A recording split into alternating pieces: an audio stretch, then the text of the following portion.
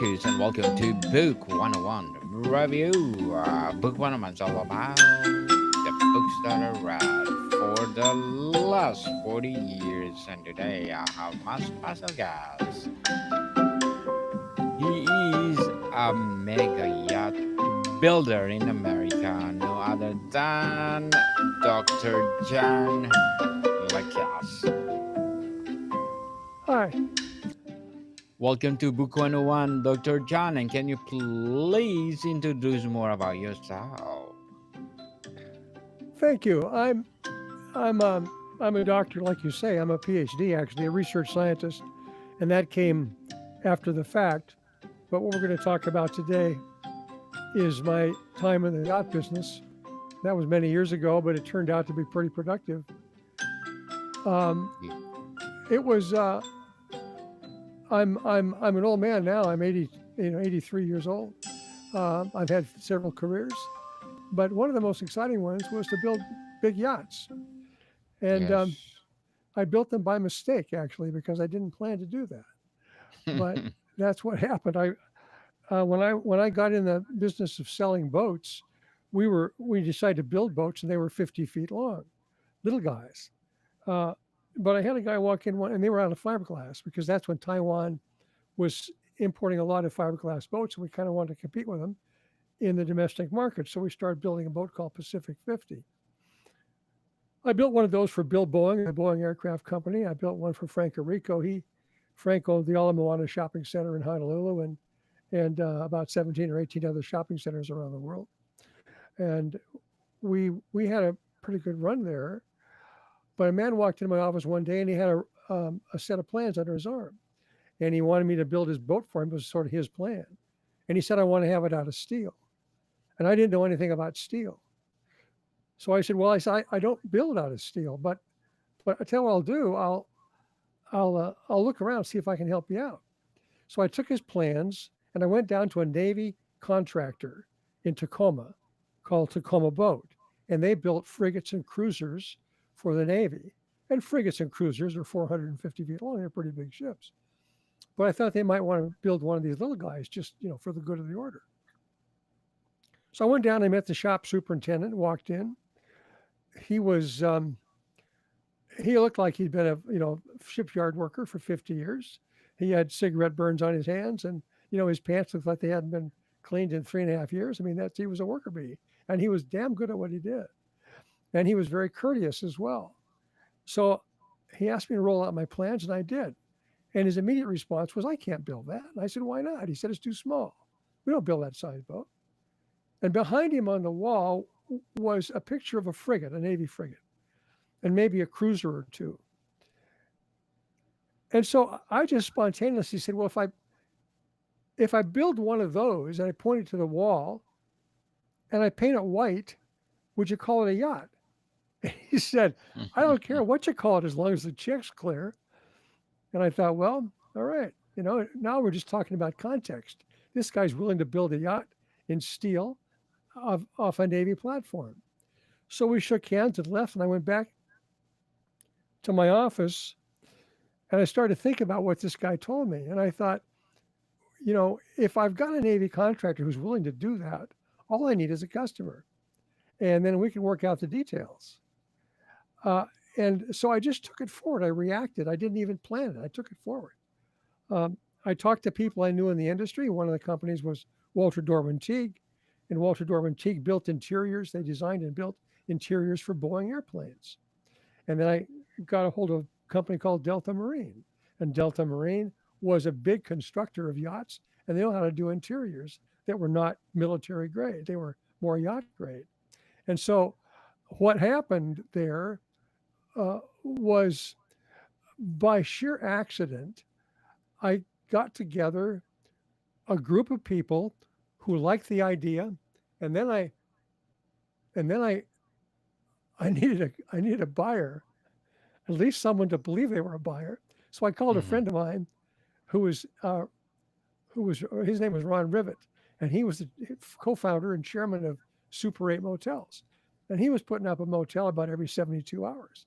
And I said, Ron, I need a buyer for this project I got, and he said, okay, I'll be the buyer. And so that was that. And, that was about a $60 million idea. And uh, so we started. And we go down to the yard, and I called Gerhard Gilgenist, who was a designer in the Netherlands, to come in and have a look at this design because I'm not going to build a 450-foot boat. So we got the design down to 150 feet or 52 meters. And that was still a pretty good sized boat. It was the biggest boat being built in America at the time. We were the first mega yacht builder ever.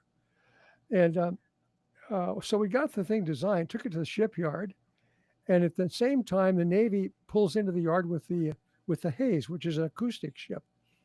The acoustic ships are ships that are used to recover submarines, and they were our neighbor at the yard.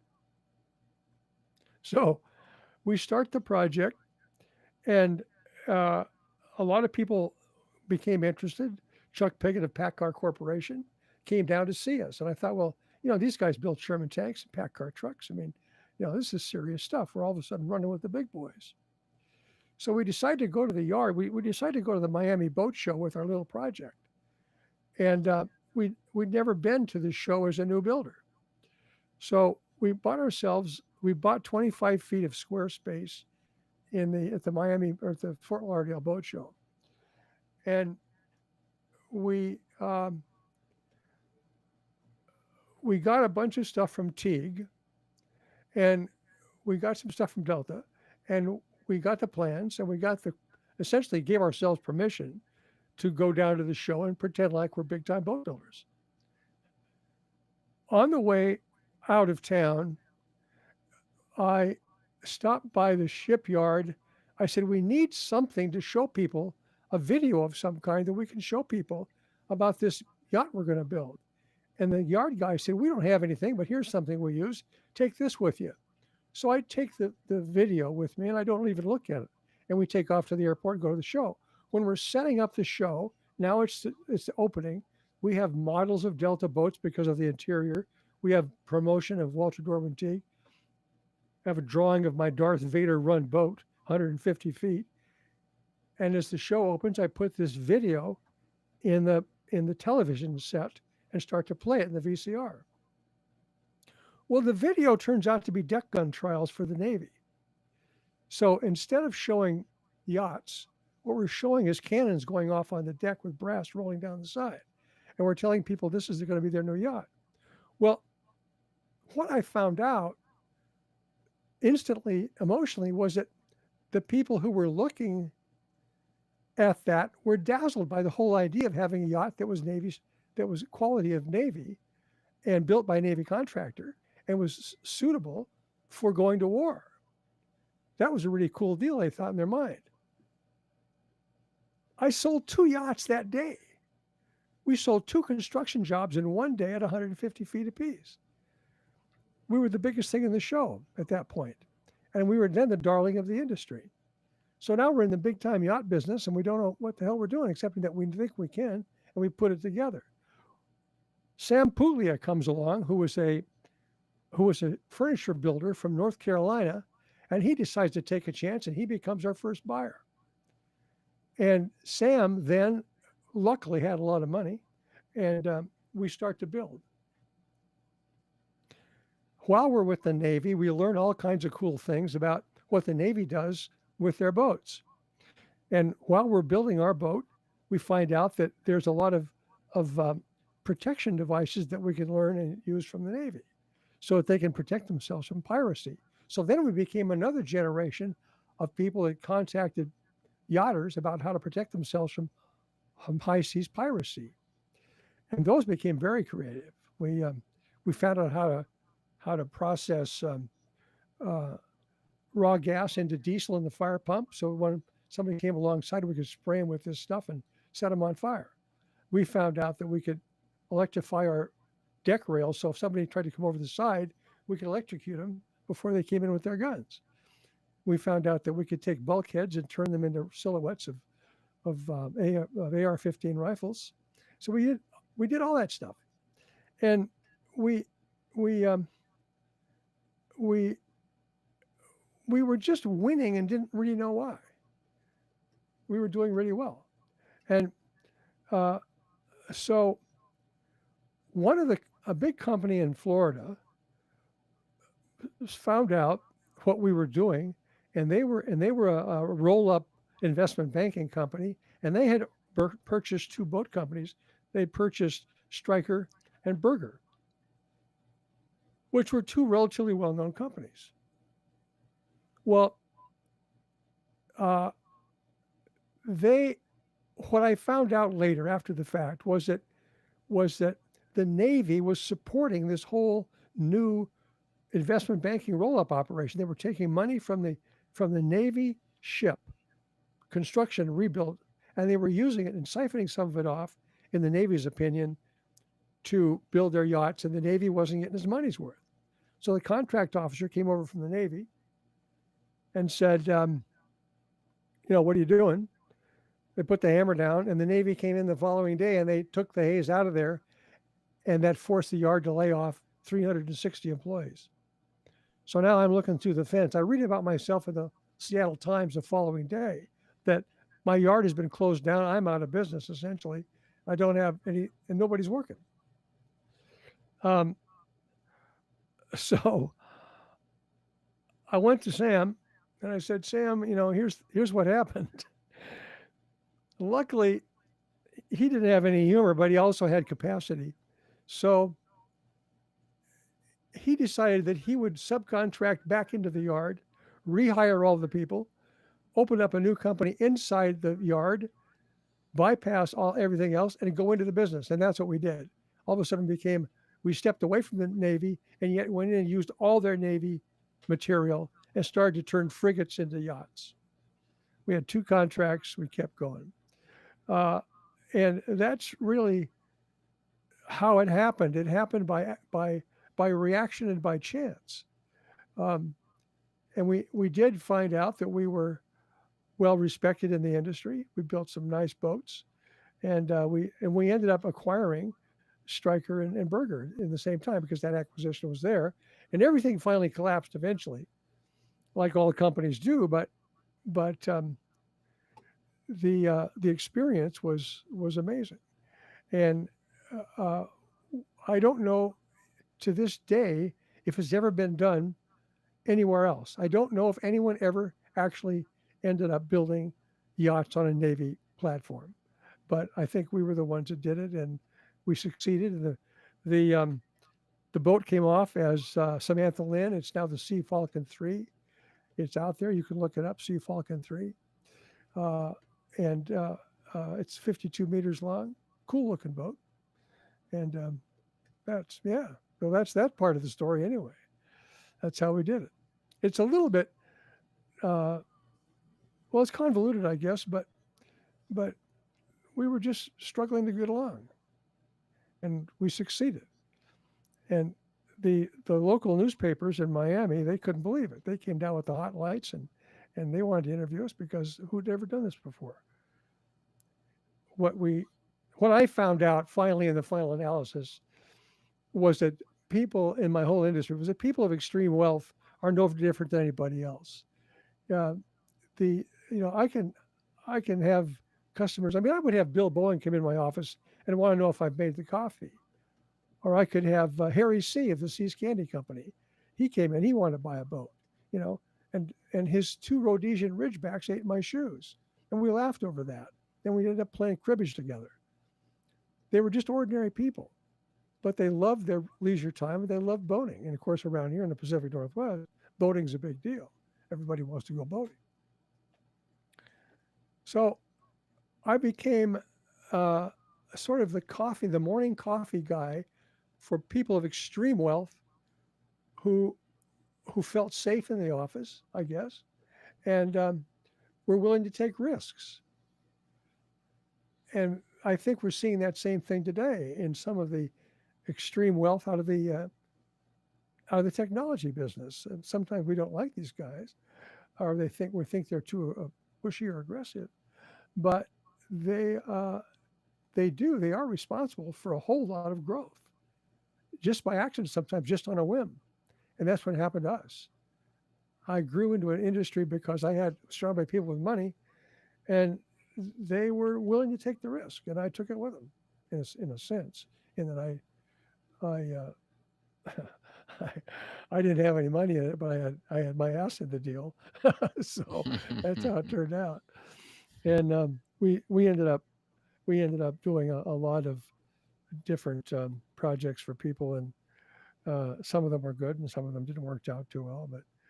But that evolved into finally a series of books about this. We wrote a series of books because it was so unusual, and then those books became. I wrote you know, kind of a memoir, um, been well received by that community, and and I I I became full of myself during this process, which is another part of my growth as a person. I was doing so well and making so much money. I mean, at one point, I was making about $200 million a year, and I mean that's not big money by today's standards, but by back then it was pretty big money. And I had, one time I had three airplanes, a couple of sports cars, a bunch of stuff. I had a penthouse looking over the city and all kinds of stuff, and I was really rolling, at least emotionally. But my wife came to me and she said, "If you don't stop this, you're going to die. You're just crazy. You're going nuts." And so I did. I walked away from the whole industry. That's how come I got a PhD. I walked away from the industry, went back to school for 17 years. I sat in a classroom for 17 years getting three terminal degrees, and left the business behind. Then I taught school for 9 years at the Forbes School of Business, became a faculty member, um, and then started writing books. So that experience, oddly enough, for the success of taking a risk in the mega yacht business, and then abusing myself to the point where my wife got scared and said, "If you don't stop this, you're going to die." And then taking that into another thing where I went to Paris. I studied at the Sorbonne in Paris. Um, I spent, I went 5 times to Paris to study philosophy and theology, and then I went to several schools. I went to George Washington University, and I got thrown out of a bunch of schools. I wasn't uh, I wasn't that charming. When I started this, I was 59 years old when I jumped off, and I was so aggressive and full of myself that when I went to meet the faculty for the first time, I couldn't stand them. I thought they were dilettantes and incompetent. So I told them that. And so they threw me out of school. So I got thrown out of George Washington. I got thrown out of the University of Maryland. I got thrown out of Harriet Wharton University. They all pitched me and said, "You're nuts." And so I had to learn how to cooperate with these people before I could even do that. And then I did. And finally, I became one of them. So it's sort of a I guess a morph, a morphogenic process of me becoming something that I wasn't or didn't know how to get there. But now I do, and now I'm an old man, but it's fun. I've had I've had It's 400 fun. lives. Yes. Totally fun. So, Dr. John, thank you so much for sharing your knowledge to the world. So, to wrap up our discussion for today, what legacy do you hope to leave behind through your work in the niche but innovative field? I think it would all be personal in my case. I think that the legacy would be to it would be okay to follow what I did. It's okay to step away from what you're doing if it's not working for you, and it's okay to make yourself a better person. It's okay to become more spiritual. It's okay to become more academic. It's okay to relax. I couldn't relax, and relaxing is a really big deal. It's okay to just take a walk and talk to the trees. Give yourself a break. Become a human. Don't try and become an engine of industry. Just relax. I guess that's my legacy. Learn how to relax. Indeed, relax and enjoy the moment. Indeed. Yes. Yes. And one more question. What's the emotional or symbolic value of transforming a tool of a war into a vessel of leisure? Well, uh, the whole idea of of calming down as a culture across cross border cultures. The idea being that it's I think we're all tired of going to war. I think everybody's tired of fighting, and uh, nationalism is becoming sort of passe. I don't think people care about nationalism anymore. They just want to relax and they want to be normal. So I think if you turn cannons to plowshares, the whole idea there is that the whole defense industry is fully capable of getting involved in the humanistic side of society. And the resources are measured in the hundreds of trillions and billions all over the world, trillions around the world and billions in this country. So it's okay to work toward that. It's okay to work toward getting along instead of working toward acquisition and finding properties and capturing land and capturing resources. Um, I kind of believe that Joseph Stiglitz got it right when he's talking about globalism. I think that globalism is a good thing. Cooperation with people. If you can take your resources as a country or as a society and trade it in counter trade for something that somebody else has, then you can do that. I sold yachts that way for a long time. When people did, I figured out that I didn't have to have money to build yachts. I could take car dealerships and hotels and land and spin that into cash someplace else and turn it into a yacht. And I did that.